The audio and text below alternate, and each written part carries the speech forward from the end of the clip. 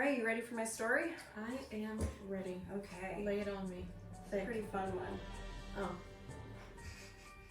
Now, on a huge sprawling lot of land in San Jose, California, a huge mansion stands. To the unknowing eye, it appears at a distance to be a mansion of grandeur and beauty. Ooh. Dandelion yellow walls and pointed red sloping and arching roofs grant this mansion an allure of architectural beauty that's simply like no other. However, when one creeps closer to the monstrous structure, one may realize an oddity here or there. An exterior door on a non-ground level floor that leads to no safe patio or porch structure. A door that simply drops straight down to the ground below. When one steps inside this house, it gets even stranger. Stairwells to nowhere, trapdoors, a skylight built into the floor. Named for the mistress who built the home, Sarah Winchester, it's thought that the peculiar labyrinth design and cryptic symbols hidden throughout the Winchester Mystery House point to Sarah's possible involvement in a secret society, hidden secrets, or that Sarah Winchester was simply mentally unwell. Although Sarah Winchester is long passed on, rumors of ghosts and spirits roaming the hallways of the Winchester Mystery House still prevail to this day. Crazy. So, let's dive into the history and hauntings of the Winchester Mystery House and try to unravel the puzzle of complex architecture, why it was constructed in the first place, and the spirits that are still said to reside here. Love it.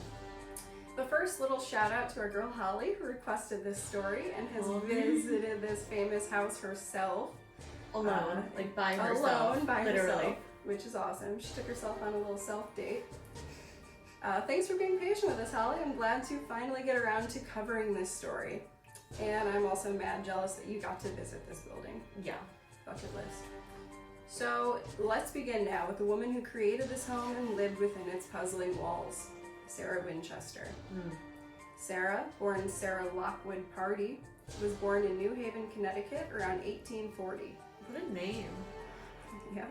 Lockwood Pardee.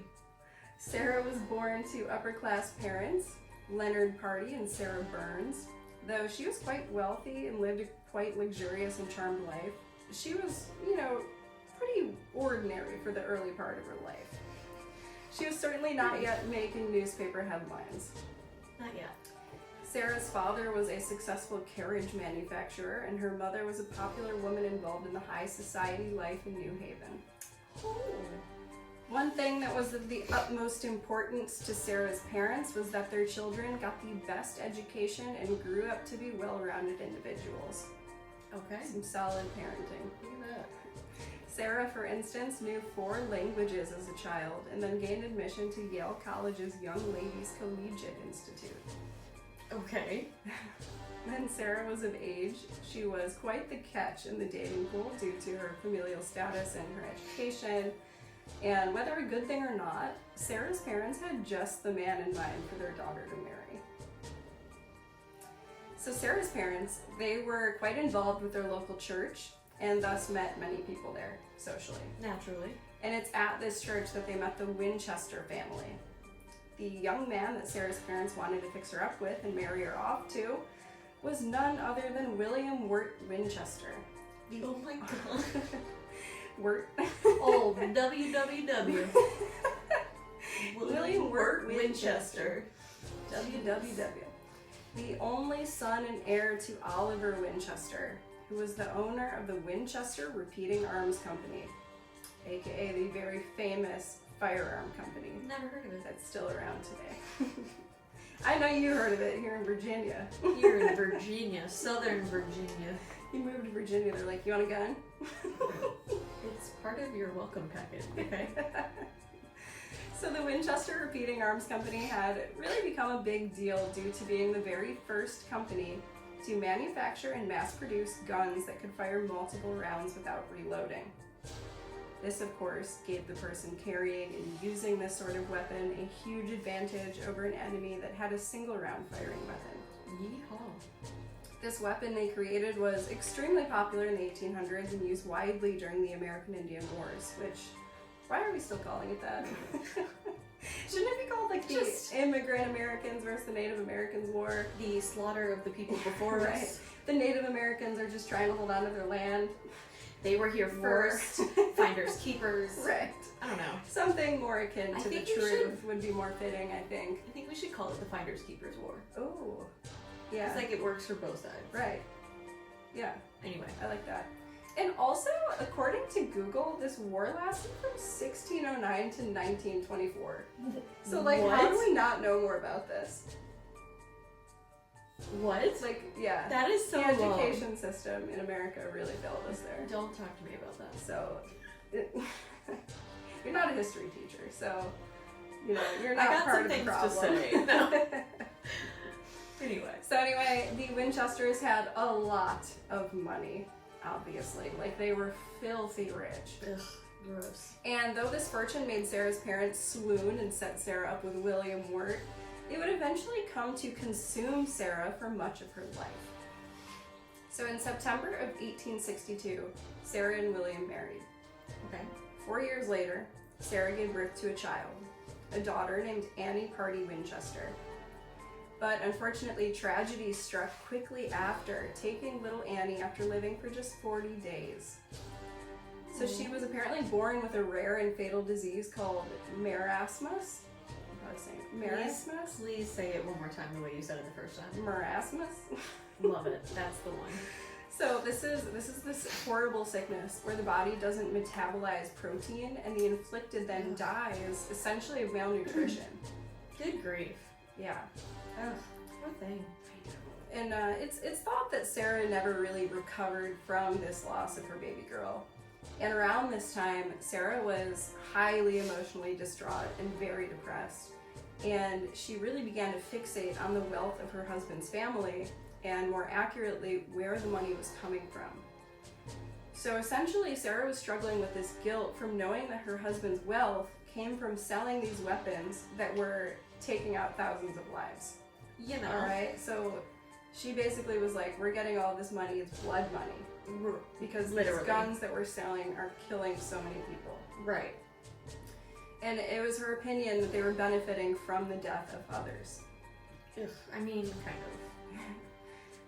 I guess. I can mean, see her line of thought. Right, I can see her line of thought, yeah. For You sure. say that. So about 18 years after the death of Sarah's daughter, her father-in-law passed away. Thus, Sarah's husband inherited the Winchester Company and fortune that came with it. But when William himself died only a year after his father from tuberculosis, Sarah Winchester inherited a fortune worth $20 million. Back then. Or over $500 million in today's currency. Oh my god. I have chills. It's like over goosebumps. $1,000 a day to retire on. Respectfully, worth it. So Sarah became convinced, though, that this fortune that she found herself to have inherited had a bit of a curse connected to it. You know, and it was this bad karma in her life, essentially. I understand that. I understand that. So Sarah inherits this disgusting fortune, and she's beside herself when it comes to figuring out what to do with it. And, you know, she's very conflicted about all of this. And so it's believed that Sarah sought out some guidance in this regard. Sarah went and saw a medium in Boston. Naturally. Sarah told this medium about the guilt that she felt and the thousands of deaths that she felt were tied to her fortune. And the medium totally helped, right? So this medium told Sarah that she had to appease these victims, these souls that were victims of Winchester firearms. And to do this, Sarah had to move west and build a house for the spirits that were tied to her and her fortune. Wonderful. No big deal, right? The medium's like, you're right. Just a little penance. Set it all right. Give him a place to live. Right. So what did Sarah do? She immediately up and moved from New England to San Jose, California, buying an unfinished farmhouse in the Santa Clara Valley. So Sarah then hired a team of carpenters who she instructed to build onto the farmhouse in whatever way she told them to. The humble farmhouse soon became the 7-story, 160-room mansion that it is today. This is just so insane. Like, what a wild story. Yes. The team of builders worked non-stop, even working at all hours of the day and night. So during construction, Sarah would also frequently host mediums and spiritualists at the home from all over the country. Sarah Winchester, she was deeply intrigued by spiritualism. And, this was all the rage in the country at this time. Oh, yeah. Especially popular with middle and high class women. Spirits and spooks. Mm-hmm. Even Mary Todd Lincoln was a fan of spiritualism and hosted seances in the White House. So wild. She even claimed to have seen the death of her president husband foretold before the fact. Did you ever hear that story? Well, let's talk about it later. She didn't know how he was going to die. She foresaw it. She just knew that he would die. I think she saw. Technically, you could say that about anybody. Abby, I know you're going to die one day. Well, yeah. Mm-hmm. Well, she saw him laying in a casket, I think, looking how he looked right then. Oh, weird. So, yeah. That's weird. But we've kind of touched briefly on this before, but spiritualism provided an outlet for those who grieved or sought answers in this time where life was shorter and more tragic than it often is today. Plus it was cohesive with the Catholic faith, and so it wasn't looked at as black magic or that kind of thing. Right. So Sarah Winchester would frequently turn to spiritualism and was known to perform seances late at night in her large, peculiar mansion. Some say that she would have a seance every single night. I believe it. She had a specific room for it, and the room had one entrance, but 3 exit doors. And she was the only one that had the key. It's kind of weird. Okay. Whatever. So her seances and conversations with mediums and other spiritualists, and I guess the spirits that she communicated with, basically led Sarah to instruct the builders to turn the home into a place that would be confusing to the ghosts that were trying to haunt her. So she was convinced that these stairways that led to nowhere, these doors that opened into walls, windows on interior walls, drop-offs that dangerously drop stories below, these features would hopefully confuse the spirits that tormented her. I just always picture her giving somebody a tour. No, don't open that door. It's fine. It's the 4th one from the left on the right. And they're like, what? Yeah, really though. And then they plummet out the side of the building. I just she's really just the spirits can't haunt me if they can't find me. Literally, the ultimate game of hide and seek. But if they're there, aren't they watching the construction? I imagine they just phase through all the walls until they get to her. And they're like, I'm here, bro. Nice try, lady. So, despite the strange intentions Sarah may have had when constructing her home, she also outfitted the place in luxury. So the home had stained glass windows crafted by Tiffany & Company's first design director. Oh my god. There were countless crystal chandeliers, gilded doorways, plus the home even featured forced air central heating and running water. Which, this was the top technology available at the time. That's wild. So in 1906, though, the San Francisco earthquake hit the valley where Sarah Winchester's house stood. And it did damage quite a bit of the home. Rumor has it that Sarah was trapped inside the home when the earthquake struck, though there really isn't any proof to support that she was even there. Just makes an interesting story. Despite the heavy ridicule and rumor that she faced over her strange, mysterious home, Sarah Winchester continued construction on the home until her death. The home would eventually include 10,000 window panes, 2,000 doors, 47 fireplaces, 47 staircases, 40 bedrooms, 17 chimneys, 13 bathrooms, 6 kitchens, 3 elevators, 2 basements, 2 ballrooms, and only 1 working shower. What? What a fun little tidbit there. What do you do with 2 kitchens, let alone 6 kitchens? I assume that she had people cook for her. But again. So maybe she had 2 chefs and then she ate whichever meal was better. That sounds like something you would do. They compete for my dinner? I don't know. Yeah. Okay. She actually filmed a cooking show where 2 chefs competed. Each kitchen was a different theme and she would swap each week. Yeah. Yeah. And the spirits would tell her which one was better. The spirits would be like, I don't know where I'm going. There's a skylight in the middle of the floor. Sarah also owned a couple of other properties nearby, and even a houseboat called Sarah's Ark. Rumor has it that she owned the boat because she believed an Old Testament type flood was coming to cleanse the earth. But others say that she simply had a boat because of all of her high society friends who also had boats. So. It just sounds though like she didn't like step away from her house to be like, I'm gonna go out on the water today. She was like, she did. She did? Yeah. I just always picture her as like obsessively like just changing No, weird things in her time house. on the boat. I mean, very late in her life, she became reclusive. Oh, okay. But I mean, fair. I mean, she was still involved in high society when she was alive. Really? Mm-hmm. When I picture her, she's frantically running through her insane house and just like doing weird things. Like if she passes like a candelabra, she's got to turn it upside down before she keeps going. Like weird. Maybe. Anyway, is that OCD? I don't know what she had, but something. But I mean, spiritualism wasn't like a kooky thing then. No, so I just feel think she's kooky. She almost like thought that she was normal. I mean, by her time period and things like that, and for things that like her friends were doing, like they were also into spiritualism, and I think she just slowly got deeper and deeper into it. But I mean, hey, whatever. Who knows, man? Whatever floats your ark. Sarah's Ark houseboat. So in September of 1922, Sarah Winchester passed away peacefully in her sleep. Oh. Her house then was passed down to her secretary and niece, who sold the home at auction. They were probably like, nah, we don't want anything That's to do with okay. that. Yeah. She never finished I'm it. good. Yeah, it's unfinished. Yes. It's not moving ready. Oh my gosh.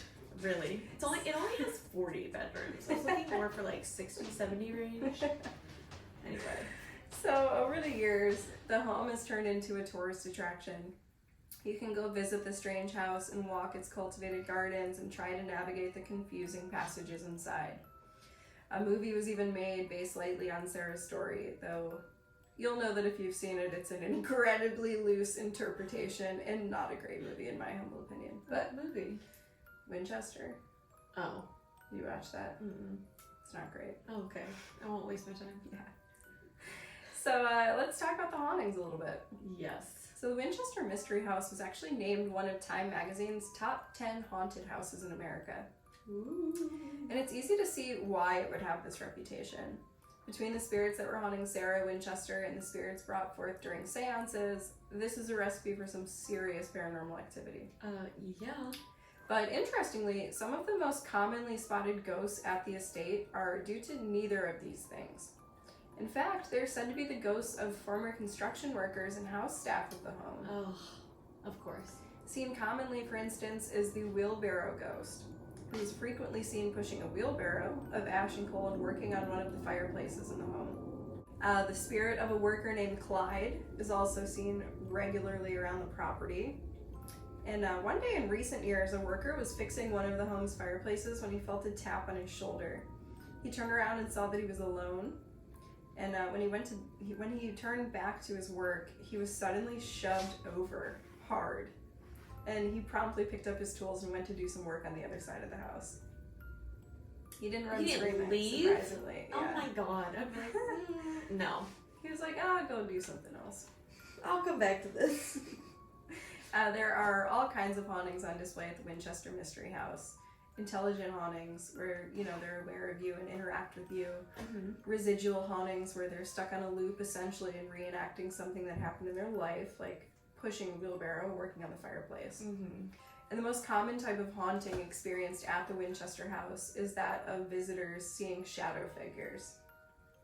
Pass. So these dark specters lurk around corners and slink down hallways. Disembodied voices are also heard by many. Banging doors, footsteps, windows that bang so hard they shatter. Odd lights, cold spots, you name it, it happens here. Ugh. Sarah Winchester herself is often thought to haunt her old home as well, and still reside there between its walls. Wouldn't that be something? The ghostly woman often seen is believed to be Sarah due to the specter's small stature. Oh my god. And she's often seen walking the halls and sighing loudly. I hope that's me one day. Just. So the number 13 is also a spooky recurring theme in the house, as Sarah apparently had a fascination with the number 13. Okay. So, like, in a lot of rooms, there's 13 of different things, you know, like decorating 13 the room candelabras. or whatever else. Yeah. So, due to the home's fame for its excessive paranormal activity, it's attracted many, many visitors over the years, including Harry Houdini and Robert L. Ripley, who even featured the home in Believe It or Not. Wow. Believe it or not. Well, I believe it.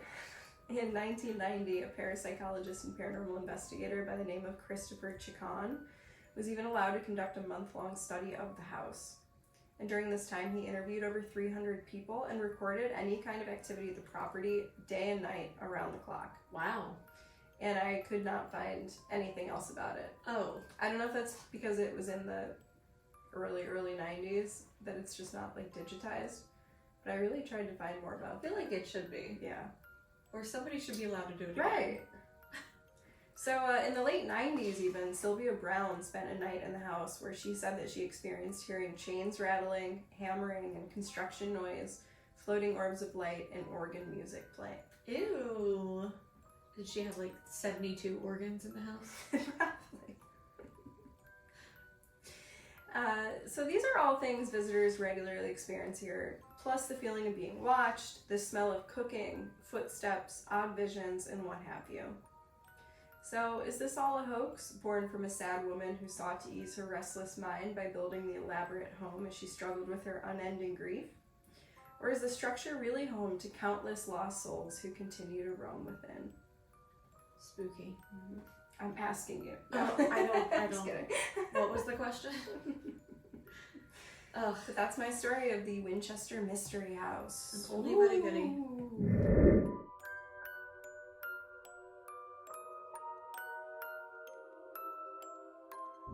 Thanks for listening. If you like this, hit subscribe And check out Ice Cream Social for more creepy content. wherever you get your podcasts. That's all for now. I'm Abby. And I'm Ashlyn. And this is the Ice Cream Social.